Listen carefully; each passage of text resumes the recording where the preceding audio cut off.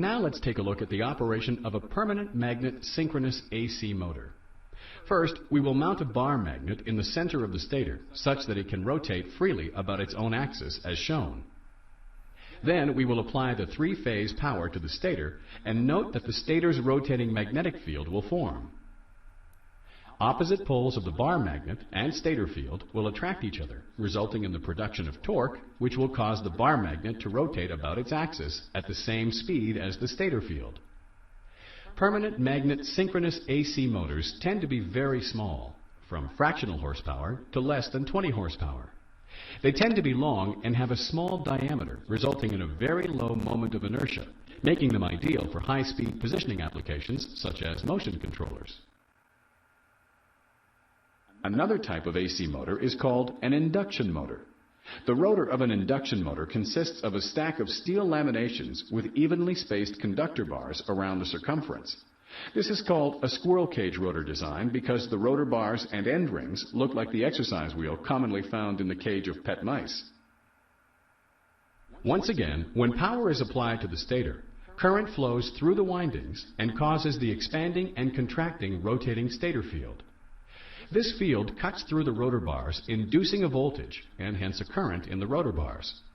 The magnitude of the induced voltage, E, and hence rotor field strength, is determined by the equation E equals K phi n, where n is the relative speed that the stator field is cutting the rotor bars, phi is the flux density, and K is the motor constant. The rotating magnetic field formed by the stator causes the amplitude and polarity of the fields induced in the rotor bars to constantly change.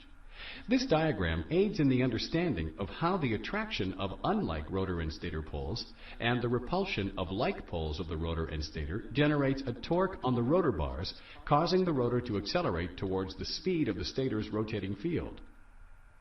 If the rotor were able to match speed with the rotating stator field, the lines of flux in the stator wouldn't cut through the rotor bars, hence there would be no induced rotor voltage, therefore no secondary rotor field to interact with the stator field to produce torque. It is because of this that the rotor will accelerate towards the stator field speed, but will not quite match speed. The difference in speed is called slip. The difference between the rotor and field speed is sufficient to generate enough torque to overcome the connected load and losses. Slip is defined as the difference in speed between the rotor and the stator's rotating magnetic field and is expressed as a percentage of stator speed. Slip is load dependent. For example, if there is an increase in load, the rotor will slow down relative to the stator's rotating field, and as a result, the lines of flux in the stator's magnetic field will cut the rotor bars at a faster relative speed, inducing a larger voltage in the rotor bars, which in turn induces a larger circulating rotor current. This larger rotor current produces a stronger rotor field, which, which interacts with the stator field to produce a stronger torque to overcome the increase in load. If the load were to decrease, the rotor will speed up relative to the stator's rotating field, and as a result, the lines of flux in the stator's magnetic field will cut the rotor bars at a slower relative speed, inducing a smaller voltage in the rotor bars, which in turn induces a lower rotor current. This lower rotor current produces a smaller and weaker rotor field, which interacts with the stator field to produce a lower torque to overcome the decrease in load.